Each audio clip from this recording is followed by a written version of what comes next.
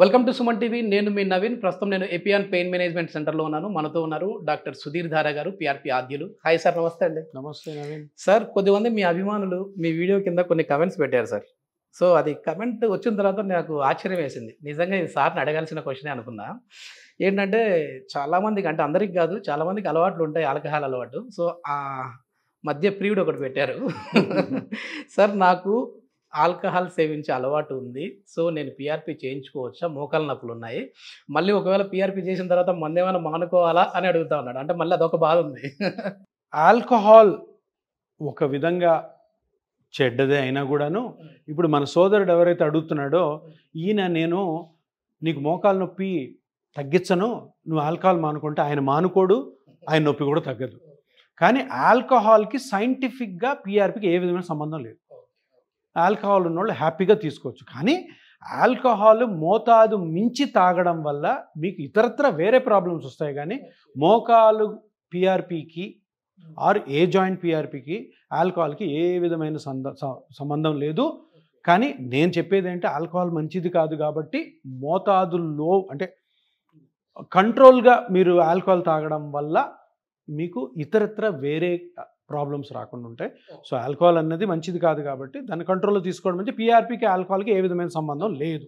ఒకవేళ ట్రీట్మెంట్ తీసుకున్న తర్వాత అయినా ఒకవేళ అలవాటు ఉంటే తీసుకోవచ్చు, 1 or 2 pegs. అలవాటు ఉంటే తీసుకోవచ్చు, దీన్ని దానికి సంబంధం లేదు. సంబంధం అయితే లేదు. ఒకవేళ అంటే అది వాళ్ళ క్వశ్చన్, ఇది నా క్వశ్చన్ సార్. ఎట్లాగో ఆల్కహాల్ తాగే వాళ్ళు అడిగారు, మరి స్మోకర్స్ కూడా అడుగుతారుగా నెక్స్ట్ క్వశ్చన్.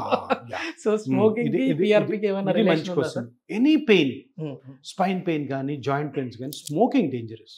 Okay okay. చాలా సైంటిఫిక్ లిటరేచర్లో చెప్పింది ఏంటంటే, స్మోకింగ్ ఈ ఏదైతే ట్రీట్మెంట్స్ మనం స్పైన్లో జాయింట్స్ చేస్తామో అంతగా ఎఫెక్టివ్గా ఉండవు. నేను అందుకనే ఎప్పుడైనా ఆల్కహాల్ తాగుతున్న పేషెంట్ వస్తే నేను పర్వాలేదు తీసుకో అని చెప్తాను, కానీ స్మోకింగ్ అయితే తప్పకుండా ఆపమని చెప్తాను. Smoking no. అది స్మోకింగ్లో నికోటిన్ ఉంటుంది. ఆ నికోటిన్ తోటి చాలా సైడ్ ఎఫెక్ట్స్ ఉండి ట్రీట్మెంట్స్ ఫెయిల్ అవుతున్నాయి. సో నికోటిన్ అన్నది చాలా డేంజరస్. సో నికోటిన్ వాడడం వల్ల జాయింట్లో మనం చేస్తున్న ట్రీట్మెంట్ కానీ, స్పైన్లో ఉన్న ట్రీట్మెంట్స్ కానీ సక్సెస్ కావు. అవి రీసెర్చ్ ఇప్పుడు ఒక 1000 మందికి స్మోక్ చేస్తున్న వాళ్ళకి మనం పిఆర్పి చేసామనుకో, ఈ 1000 మందిలో నొప్పి తగ్గని వాళ్ళు ఎక్కువ ఉంటారు. అదే ఇంకొక 1000 మంది స్మోకింగ్ లేని వాళ్ళని చేసామనుకో, వాళ్ళలో పర్సంటేజ్ ఆఫ్ సక్సెస్ ఎక్కువ ఉంటుంది.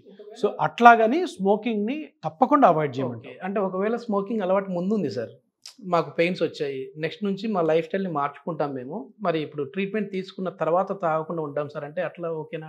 Okay, no problem. స్మోకింగ్ ఎప్పుడైతే ఆపేస్తారో లోపల చేంజెస్ ఏవైతే చేంజ్ అవ్వగలవో అవన్నీ చేంజ్ అయిపోతాయి. సో స్మోకింగ్ అన్నది ఏంటంటే, ఎవ్రీడే స్మోకర్స్ ఏంటో 10 సిగరెట్లు 20 సిగరెట్లు అవుతుంది. నికోటిన్ కంటిన్యూస్గా బాడీలోకి పోతూ ఉంటాయి, చేంజెస్ జరుగుతుంటాయి. వెంటనే ఆపగానే కొంత రికవర్ అయితే అవుతుంది కదా, అప్పుడు జాయింట్స్ బాగుంటాయి. సో స్మోకింగ్ స్టాప్ చేయగలిగితే ఇమీడియట్గా ట్రీట్మెంట్ స్టార్ట్ చేసుకోవచ్చు. ఇంకొక క్వశ్చన్ సార్. నాకు గతంలో కిడ్నీలో స్టోన్స్ ఉండేవి.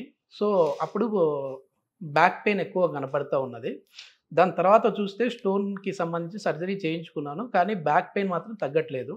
ఇది ఏంటంటే కిడ్నీ వల్ల వచ్చిన బ్యాక్ పెయినా, లేకపోతే ఏమైనా నాకు ఇది అయి ఉంటుందా? దీనికి ఒకవేళ బ్యాక్ పెయిన్ ఉంటే పిఆర్పి సూటబులా? సో ఇప్పుడు స్టోన్ తీసేసిన తర్వాత బ్యాక్ పెయిన్ వచ్చిందంటే తప్పకుండా కిడ్నీ పెయిన్ కాదు. ఓకే, ఇది రొటీన్ బ్యాక్ పెయిన్. మజిల్ వల్ల అవ్వచ్చు, డిస్క్ వల్ల అవ్వచ్చు, నర్వ్ వల్ల అవ్వచ్చు, లిగమెంట్స్ వల్ల అవ్వచ్చు, టెండాన్స్ వల్ల అవ్వచ్చు. సో 100% దీన్ని ఎవాల్యుయేట్ చేసుకోవాలి. సో బ్యాక్ పెయిన్ లాగే చూడాలి. ఇంతకు ముందు కూడా బ్యాక్ పెయిన్ ఏమో కోఇన్సిడెంటల్ ఫైండింగ్ గా స్టోన్ కనపడితే స్టోన్ తీసేసి ఉండొచ్చు. ఎందుకంటే ఒకవేళ ఇంత ముందు బ్యాక్ పెయిన్ ఉండి అదే పెయిన్ స్టోన్ తీసిన తర్వాత కూడా ఉంది అంటే అది బ్యాక్ పెయిన్ అనే వాళ్ళు స్కానింగ్లో స్టోన్ కనిపితే తీసేశారు, అది మంచిదే. బట్ బ్యాక్ పెయిన్ని ప్రాపర్గా ఎవాల్యుయేట్ చేసుకొని ఎంఆర్ఐ స్కాన్ తీసుకొని దాన్ని మనం సింపుల్గా ఇంజెక్షన్స్తోనే క్లియర్ చేసుకోవచ్చు. చాలా మంది కూడా సార్ ఏంటంటే, ఏదైనా ఒక పెయిన్ వచ్చిందంటే అది మోకాలు నొప్పి కావచ్చు, చేయి నొప్పి కావచ్చు, బ్యాక్ పెయిన్ కావచ్చు, ఏదైనా మెడికల్ స్టోర్కి వెళ్ళిపోతారు, ఒక టాబ్లెట్ పెయిన్ కిల్లర్ ఏదో ఒకటి, అసిక్లోఫినాకో సంథింగ్ ఏదో ఒకటి తీసుకుంటారు, వేసుకుంటా ఉంటారు. అది ఎంతవరకు కరెక్ట్ సార్? అది ఎన్ని రోజుల వరకు వాడచ్చు? ఎప్పుడు మీరు గుర్తుపెట్టుకోండి, పెయిన్ కిల్లర్స్ అసిక్లోఫినాక్, డైక్లోఫినాక్, ఇంకా బ్రూఫెన్, ఇంకా ఇవి జనరల్గా దొరికేవి. ఇవన్నీ ప్రతి ఒక్కరు కూడా దీన్ని ఎలా కన్సిడర్ చేయాలంటే ఒక పాయిజన్ లాగా కన్సిడర్ చేయాలి.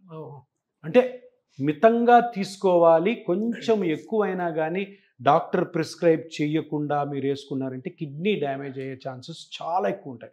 ఇప్పుడు కిడ్నీ ట్రాన్స్ప్లాంట్ జరుగుతున్నాయి కదా, దీంట్లో అట్లీస్ట్ 10 to 15% కిడ్నీ ట్రాన్స్ప్లాంట్స్ ఈ టాబ్లెట్స్ వాడడం వల్ల కిడ్నీలు చెడిపోయి. మీరు ఇప్పుడు చెప్పిన తర్వాత నాకు డౌట్ వస్తుంది సార్, అతనికి ముందుగానే బ్యాక్ పెయిన్ ఉన్నది, ఈ టాబ్లెట్స్ ఎక్కువ వాడే కిడ్నీలో స్టోన్ వచ్చింది ఉండొచ్చు.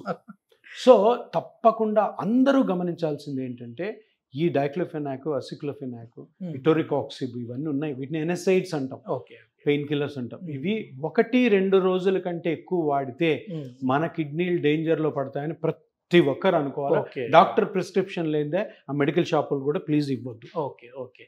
మన ఒంట్లో రక్తాన్ని తీసి మనకే ఎక్కిస్తా ఉన్నారు, దీనివల్ల నొప్పులు ఎట్లా తగ్గుతాయి అని చెప్పి ఇంకొక నెగిటివ్ కామెంట్. మన బాడీలో ఎప్పుడైనా చిన్న సూత్తో ఇలా గుచ్చుకుంది అనుకోండి, మనం ఏదో కుడుతుంటాం, గుచ్చుకుంటే బ్లడ్ వస్తుందా? బ్లడ్ ఎందుకు వస్తుంది?